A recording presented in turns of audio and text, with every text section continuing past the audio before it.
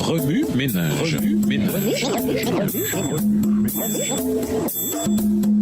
Bienvenue à votre émission Remue ménage. Nous voilà à la leçon 12 qui va du 12 au 18 mars. L'église militante.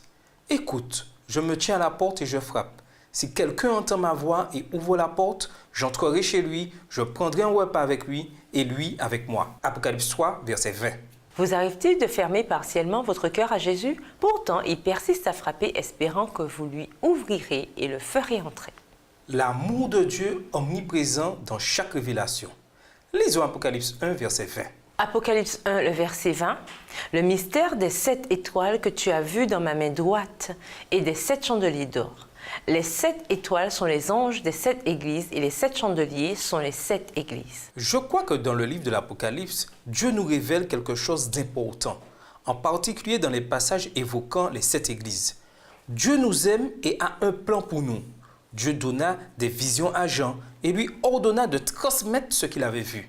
Ainsi, le premier chapitre de l'Apocalypse fut écrit sous forme d'une lettre adressée à 7 églises d'Asie mineure.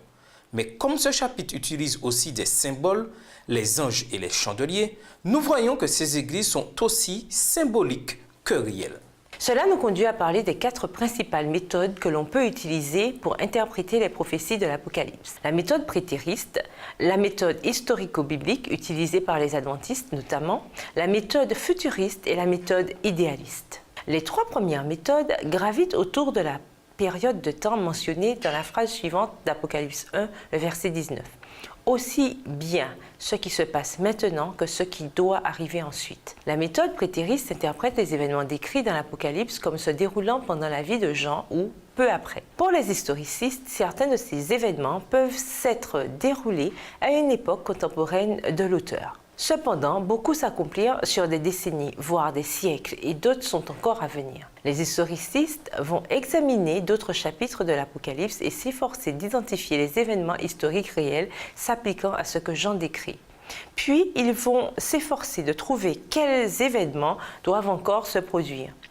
Pour de tels interprètes, les 7 églises ont une valeur tant littérale que symbolique. Pour les adeptes de la méthode futuriste, tous les événements de l'Apocalypse vont se produire juste avant le retour de Jésus.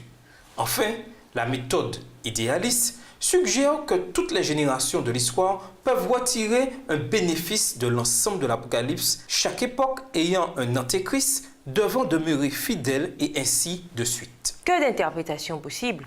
En tant qu'adventistes, nous croyons que les lettres de Jean aux églises s'appliquent à son époque et à la nôtre. Les éloges et les critiques adressés aux 7 églises s'appliquent directement à vous et à moi. Peu importe les complexités de l'Apocalypse, le thème principal est si simple que tous, même les enfants, peuvent le comprendre. Tandis que vous étudierez la leçon de cette semaine, je vous encourage à vous souvenir sans cesse de la promesse d'Apocalypse 2, le verset 7. À ceux qui auront remporté la victoire, je donnerai à manger les fruits de l'arbre de la vie qui se trouve dans le jardin de Dieu. Oui, Dieu nous aime.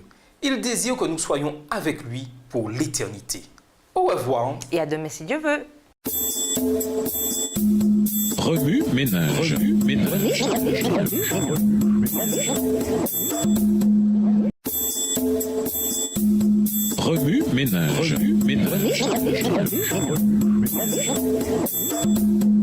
Bienvenue dans votre émission. Remue ménage. Nous voilà au dimanche 13 mars, la perte du premier amour. Le Christ s'identifie à l'église d'Éphèse. Lisons Apocalypse 2, le verset 1. Apocalypse 2, verset 1. Écrit à l'ange de l'église d'Éphèse. Voici ce que dit celui qui tient les 7 étoiles dans sa main droite, celui qui marche au milieu des 7 chandeliers d'or. L'église d'Éphèse est la première des 7 églises auxquelles Paul s'adresse. Son épître ressemble davantage à un traité qu'à une lettre personnelle, à une circulaire destinée à être lue dans les églises de maison à Éphèse.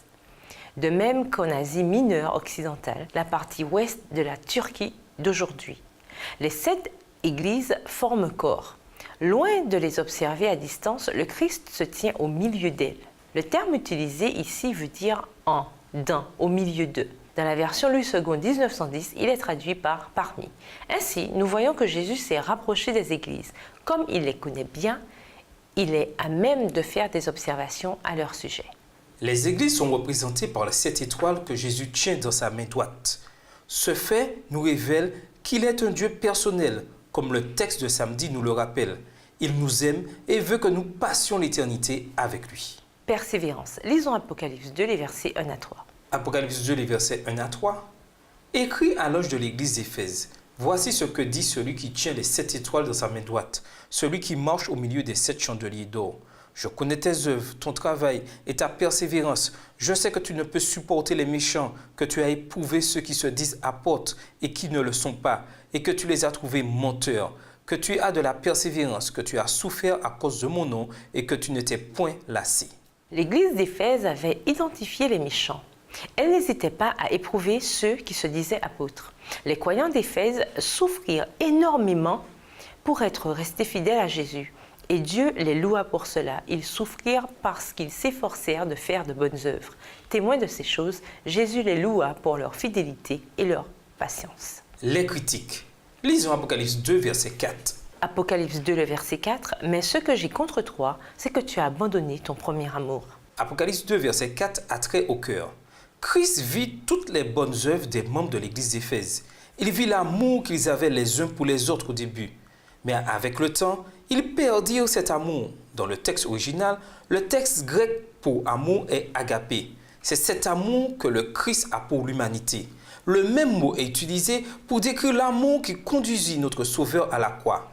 Les chrétiens d'Éphèse poursuivaient l'œuvre de Dieu, certes, mais sans avoir l'amour divin dans leur cœur. En ceci, Jésus les critiqua. Il était leur premier amour et celui qui les avait aimés le premier. Ils n'avaient absolument rien gagné en abandonnant leur premier amour. Se repentir ou subir les conséquences. Lisons Apocalypse 2, les versets 5 et 6. Apocalypse 2, les versets 5 et 6. Souviens-toi donc d'où tu es tombé. Repens-toi et pratique tes premières œuvres. Sinon, je viendrai à toi et j'ôterai ton chandelier de sa place, à moins que tu ne te repentes. Tu as pourtant ceci, c'est que tu hais les œuvres des Nicolaïtes, œuvres que je hais aussi. Jésus voulait que les chrétiens d'Éphèse se souviennent que Dieu avait été leur premier amour et qu'ils se souviennent combien ils l'avaient aimé. Au verset 5, le mot « tomber » est significatif et ne doit pas être ignoré. Ce terme indique qu'ils étaient passés d'un niveau supérieur à un niveau inférieur. Le Christ voulait qu'ils retrouvent ce niveau supérieur et leur premier amour. Allaient-ils choisir de se repentir? Le Christ leur montra que leurs défauts leur étaient imputés et qu'ils devaient changer de mentalité. Autrefois, ils avaient aimé Jésus de tout leur cœur. Il fallait que cet amour brûle de nouveau dans leur cœur. Dans le cas contraire, ils seraient privés de la gloire de Dieu. Jésus termina son message sur une note positive. Dans Apocalypse 2, verset 6, Dieu et sa congrégation en étaient venus à la même conclusion au sujet des Nicolaïtes. Ces gens étaient non seulement des pierres d'achoppement, mais ils suivaient aussi l'exemple de Balaam. Ils consommaient les carcasses des animaux offerts en sacrifice et se rendaient coupables de fornication. Dieu et les chrétiens d'Éphèse abhorraient de tels actes. La promesse. Lisons Apocalypse 2, le verset 7. Apocalypse 2, verset 7. Que celui qui a des oreilles entende ce que l'Esprit dit aux églises. À celui qui vaincra, je donnerai à manger de l'arbre de vie qui est dans le paradis de Dieu. Le Christ apporta l'espoir à son peuple d'Éphèse en particulier et, dans un sens plus large, à toutes les églises des temps apostoliques représentées par l'église d'Éphèse. Bien que particulièrement approprié à cette église, cet espoir s'étend à tous les croyants de tous les siècles. Dès qu'ils en eurent l'occasion, les chrétiens d'Éphèse retournèrent à Dieu. Et l'amour de Dieu embrasa de nouveau leur cœur. Ce n'est qu'après être retournés à Dieu qu'ils purent manger à nouveau de l'arbre de vie. Et Dieu les combla de sa présence au lieu de la leur retirer. La lettre adressée aux croyants d'Éphèse nous apprend que la rédemption est accordée à ceux qui rejettent leur mauvais mode de vie et reviennent à Dieu. Cette promesse de salut est pour quiconque écoute Dieu aujourd'hui. Celui-ci veut que nous passions l'éternité avec lui. Personne ne pourra vivre dans le royaume de Dieu sans cet amour. Notre but consiste à être au nombre de ses vainqueurs. Pour l'atteindre, laissons Dieu entrer dans nos vies et devenons un avec lui. Ménage, vos œuvres sont-elles le fruit de votre amour pour Dieu ou de vos désirs égoïstes? Si vos frères et sœurs en Christ sont vacillants, vous ferez-vous le champion de Jésus? Comment? Au revoir. Et à demain si Dieu veut. Remue ménage. Remue ménage.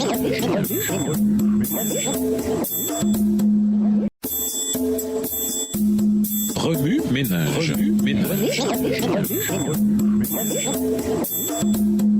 Bienvenue dans votre émission Remue-ménage. Nous voilà lundi 14 mars. Esclave du péché ou esclave de Dieu?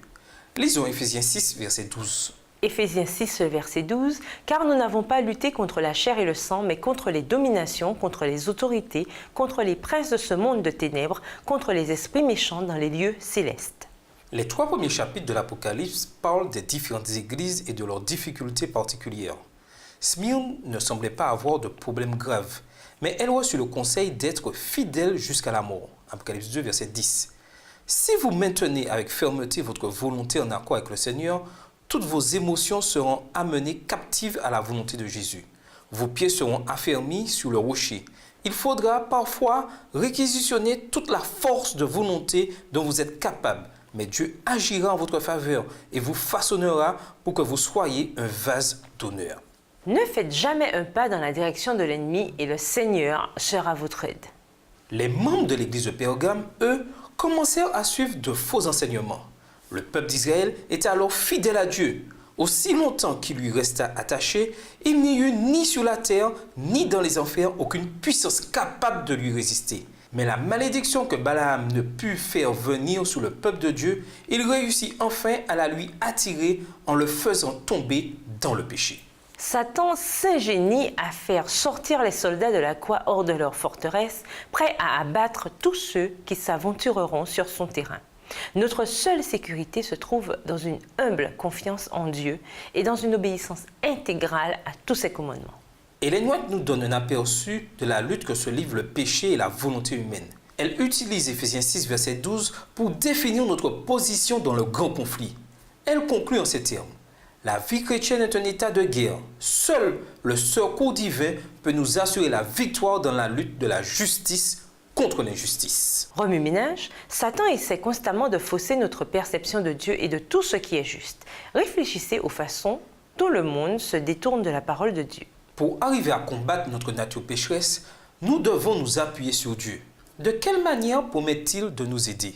Au revoir. Et à demain si Dieu veut. Remue-ménage. Remue-ménage.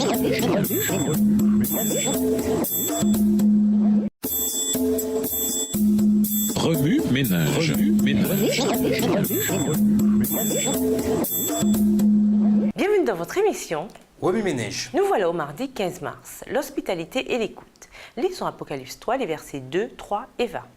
Apocalypse 3, les versets 2, 3 et 20. Sois vigilant et affermis le reste, qui est près de mourir, car je n'ai pas trouvé tes œuvres parfaites devant mon Dieu.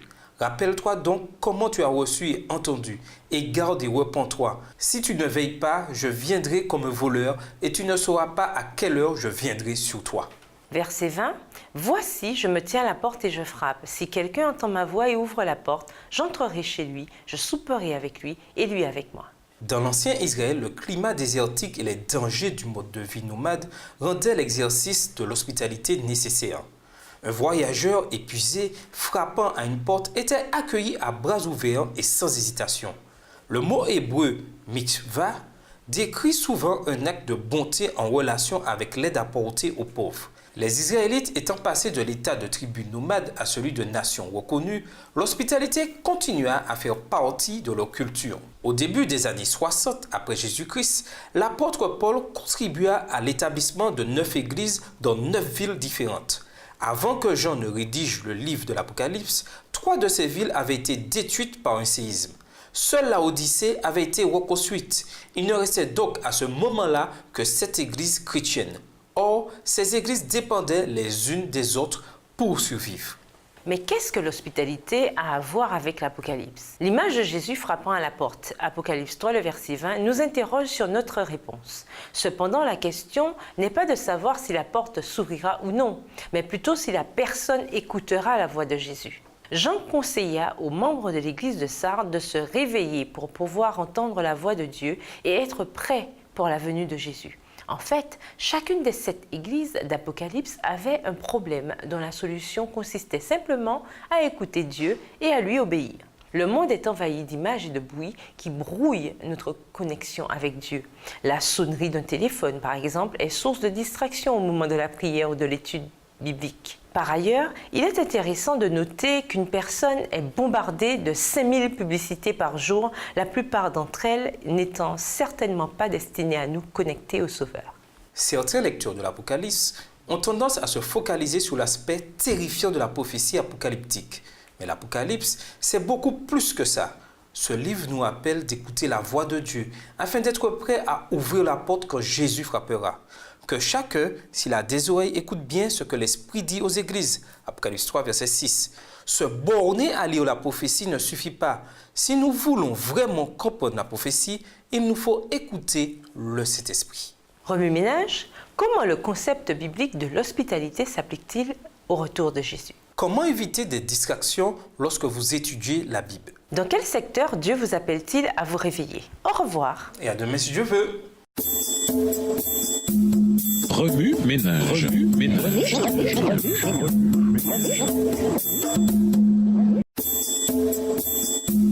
Remue-ménage. Remue-ménage. Bienvenue dans votre émission. Remue-ménage. Nous voilà au mercredi 16 mars. Chérir une lettre d'amour.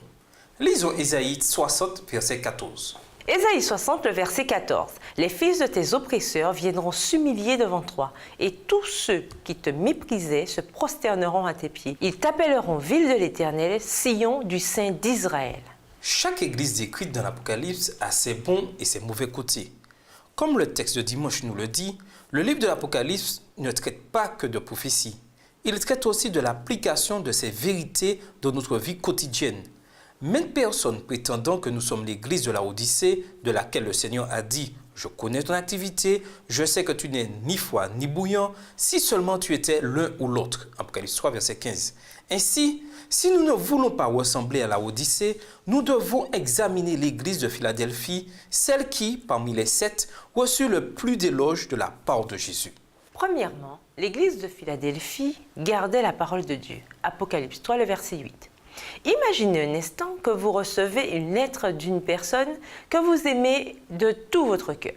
Vous la lisez à maintes reprises et en mémorisez quelques-unes de vos parties préférées.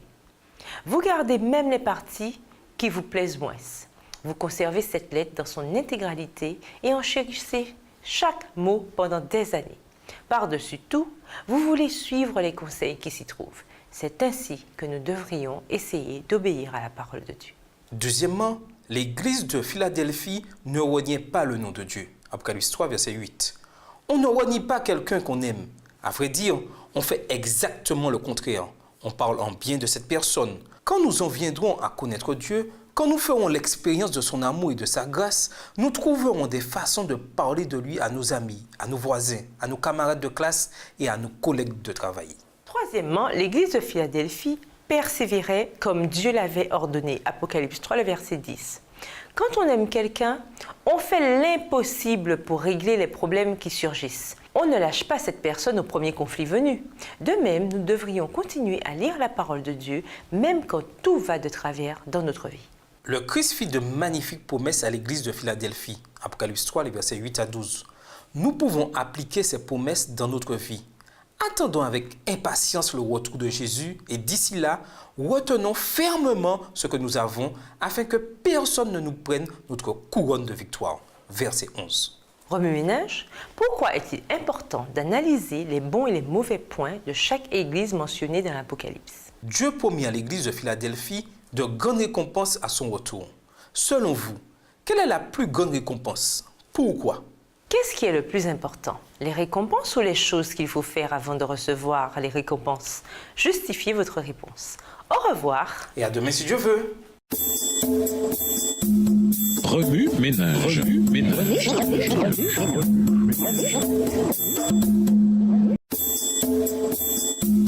Remue-ménage. Remue-ménage. Bienvenue dans votre émission. Remue-ménage. Nous voilà au jeudi 17 mars. Tiédeur et engourdissement. Lisons Apocalypse 3, les versets 14 à 22. Apocalypse 3, les versets 14 à 22. Écrit à l'ange de l'église de la Odyssée. Voici ce que dit l'Amen, le témoin fidèle et véritable, le commencement de la création de Dieu. Je connais tes œuvres. Je sais que tu n'es ni froid ni bouillant. Puisses-tu être froid ou bouillant? Ainsi, parce que tu es tiède et que tu n'es ni froid ni bouillant, je te vomirai de ma bouche. Parce que tu dis, je suis riche, je me suis enrichi et je n'ai besoin de rien. Et parce que tu ne sais pas que tu es malheureux, misérable, pauvre, aveugle et nu. Je te conseille d'acheter de moi de l'or éprouvé par le feu, afin que tu deviennes riche et des vêtements blancs, afin que tu sois vêtu et que la honte de ta nudité ne paraisse pas, et un collier pour oindre tes yeux, afin que tu vois. Verset 19, « Moi, je reprends et je châtie tous ceux que j'aime. Aie donc du zèle et repens-toi.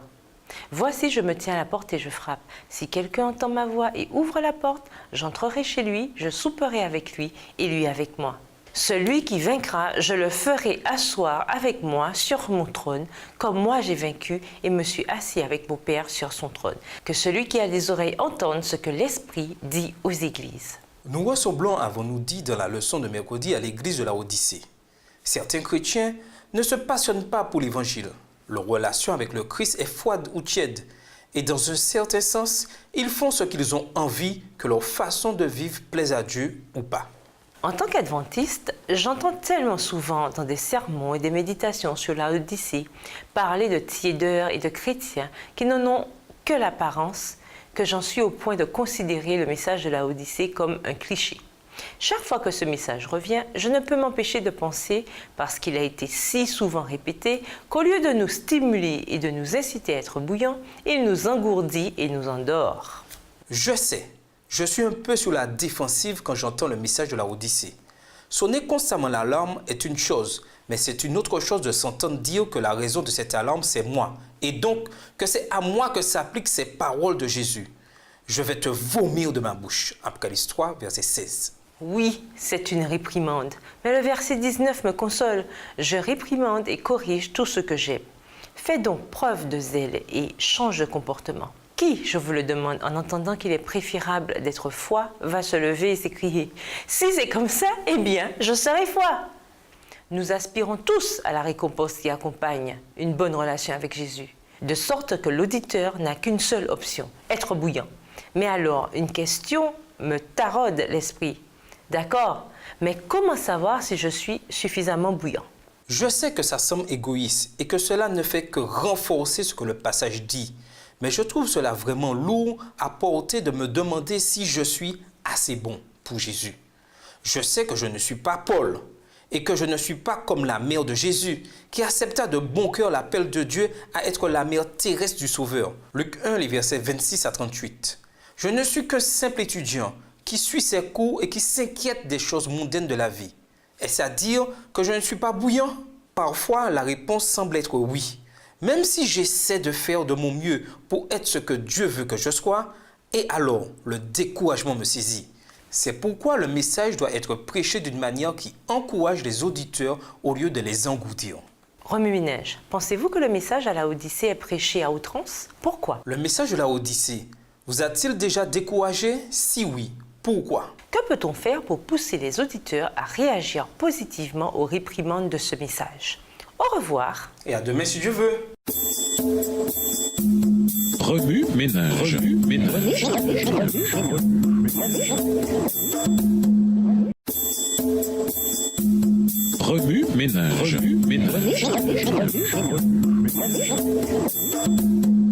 Bienvenue dans votre émission Remue-Ménage. Nous voilà au vendredi 18 mars. Conquérir la Odyssée. Lisons Matthieu 24, verset 13. Matthieu 24, le verset 13. Mais celui qui persévérera jusqu'à la fin sera sauvé. Pour conclure, Jean fut le dernier des 12 apôtres à mourir. En plus d'écrire l'évangile et les épîtres qui portent son nom, il rédigea aussi le livre de l'Apocalypse, lequel contribue beaucoup à notre compréhension du grand conflit. Les 7 églises décrites par Jean luttent avec leur identité, tout comme nous aujourd'hui. Les membres d'église se conforment-ils vraiment aux instructions de Jésus et à son appel à témoigner de lui devant un monde qui se meurt? Nage-t-il entre deux eaux, essayant de ressembler à des chrétiens, mais se sentant plus à l'aise en privé avec les puissances des ténèbres? Bien que nous nous considérions comme étant la dernière des 7 églises, il est clair que, quelles que soient les circonstances, nous faisons face à certains défis rencontrés par les églises au fil des siècles. Confosité, dressez la liste des défis des 7 églises auxquelles vous faites face. Contre lequel d'entre eux luttez-vous le plus? Pourquoi? Illustré par un dessin ou une photo, un défi particulier auquel votre église locale fait face. Discutez avec votre pasteur ou votre directeur de jeunesse des moyens de relever ce défi. Méditez sur les différentes caractéristiques de cette église. Laquelle apparaît clairement dans votre vie? Laquelle voulez-vous développer? Allez marcher dans la nature avec les membres de votre classe d'école du sabbat ou avec un ami. Quelles bonnes caractéristiques remarquez-vous dans la nature et comment ces caractéristiques inspirent-elles les membres de votre groupe et vous-même à relever les défis qui se dressent devant vous? Écoutez ou chantez certains des premiers cantiques adventistes. Nombre d'entre eux furent écrits en réponse à la déception éprouvée par les croyants lorsque, le 22 octobre 1844, Jésus ne revint pas comme il avait espéré. Pour aller plus loin, nous vous invitons à lire Daniel 12, le verset 1, Acte 20, les versets 29 et 30, Éphésiens 6, le verset 12, 1 Timothée 4, verset 1, ainsi que dans le livre Ce que croient les adventistes, le chapitre L'Église en tant qu'armée militante et triomphante à la page 201. Au revoir. et à demain si Dieu. Remue ménage. Remue ménage.